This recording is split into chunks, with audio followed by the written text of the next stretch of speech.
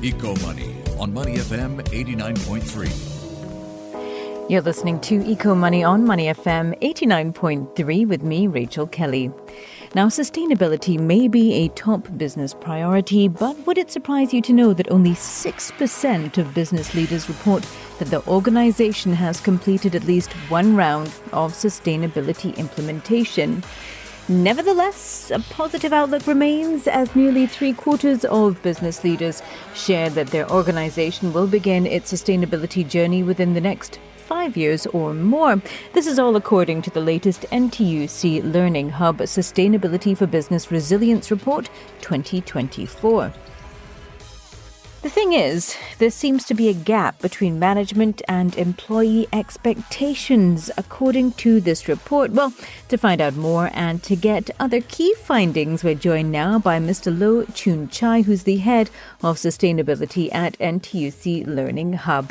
Chye, thank you so much for taking the time to speak with us today. It's my pleasure as well, Rachel. Looking at the latest NTUC LearningHub special report on sustainability, there still seems to be a significant disparity between employers and workforce expectations when it comes to sustainability training. Now, given that we've been talking about sustainability for quite a while, I mean, it's not a new thing, to be fair. Why is this gap still there? Yes, you're right in saying that sustainability has been around for the longest time. And according to our report as well, there's this disparity between employers and employees' expectation on sustainability training. We realize that this stems from various challenges, despite both groups actually acknowledging the importance of training. So according to our NTUC Learning Hub's Sustainability for Business Resilience 2024 report, 9 in 10 business leaders and employees, they agree on the need for expanding their skill set to stay competitive. However, the statistics showed that only 1 in 10, around 11% of employees, have attended sustainability training in the past year. So as mentioned, this low participation could be due to several factors. First of all, is the key reason is too busy with work while nobody able to cover work.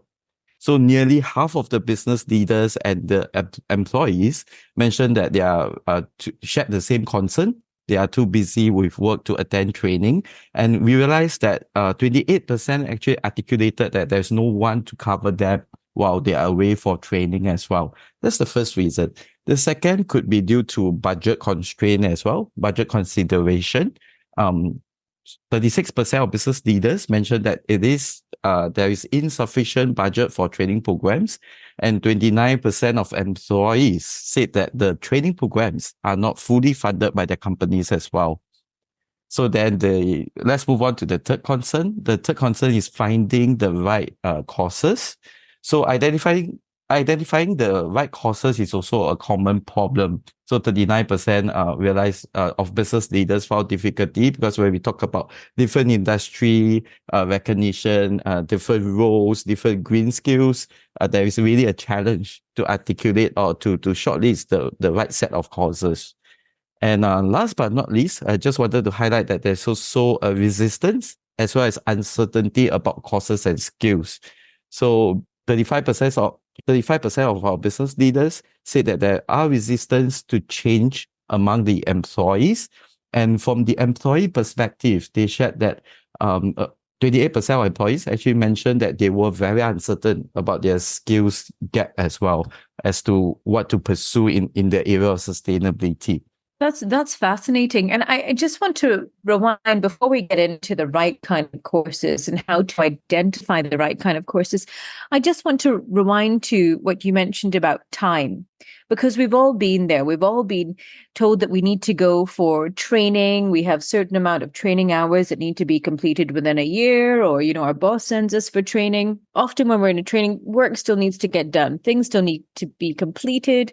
I've seen people pop open their laptops and carry on working during training sessions. Maybe they do have a deadline, or they just feel that they need to be seen to be keeping busy. You can never really tell. But there's always that pressure, right, to continue to perform and get the day job done at the same time as training. Now, shouldn't this be, it's a matter of environment and culture within the workforce that training is given a priority. What are your thoughts and how can employers overcome that? So yes, definitely. In terms of shortage of time, I think we should incentivize through rewards like certifications or even time off to motivate employees to engage in sustainability training, bridging the gap between awareness and action. So I think employers who have employees very hard pressed for time can also turn their existing content into bite-sized courses via our NTUC LearningHub learning experience platform as well. So enabling learners to attend some of the courses on the go at their own pace and at their own time as well. So I also wanted to add that there is flexibility in terms of scheduling as well for corporate clients, where we break it out into different segments for the training program itself, at the convenience of our client for them to obtain the certification or go through a certain training program with NTUC Learning Hub. So that is definitely possible. Talk to us about the different types of courses. Many people are trying to understand what are relevant sustainability courses, and obviously it varies depending on what sector you're in. So how can people start to navigate that or look to navigate that? There's a question that many organizations ask us as well, in terms of choosing the right accredited courses. I will just summarize this into an acronym, IDS: Identify, Determine, Shortlist. So first, they should identify based on their current talent pool, what are the skills gaps and what are the sustainability requirements specific to their industry. This can be done through assessing their current practices as well as their future business needs. So in sustainability, we call this materiality as well, to see where is the organization heading in terms of business goals, and to look at the sustainability angles based on their different stakeholders, and then going down to identifying what are the skills gaps as well as sustainability requirements. So next is D. D is for determine. I think it is essential to determine the expertise level needed. So whether it involves, we often mention this framework to organizations as well. You start with raising awareness, followed by initiating sustainability efforts and deepening sustainability practices. So it really depends. For example, in the area of waste management, there is a need to raise awareness, or the company could be already embarking and looking at deepening. So these are really the level of expertise needs to be determined before looking at the courses itself. And last but not least, I think once these factors are established, employers can then shortlist suitable courses by evaluating potential options based on learning outcomes, recognition of the certification, funding availability, as well as their focus on practical implementation. So let me just share an example. Our NTUC Learning Hub's CSE, Center for Sustainability Excellence, Certified Sustainability ESG Practitioner course, not only provides a recognition for the certification itself, but also equips learners to develop a 2-year sustainability plan as part of their certification assignment. So ensuring that there is immediate application of knowledge within their organization. So I think looking at the landscape of certification, we are moving towards this term called implementation-led training as well. I think this is very useful for organizations who are looking to upskill their workers. Now, speaking of upskilling workers, those that are perhaps not employed at the moment, but are looking to upgrade themselves when it comes to sustainability, they've seen articles about perhaps a gap when it comes to knowledge in the sustainability sector, and they're like, right, okay, this is something I'm interested in. I want to enter this field. How do I do it? What should I look at?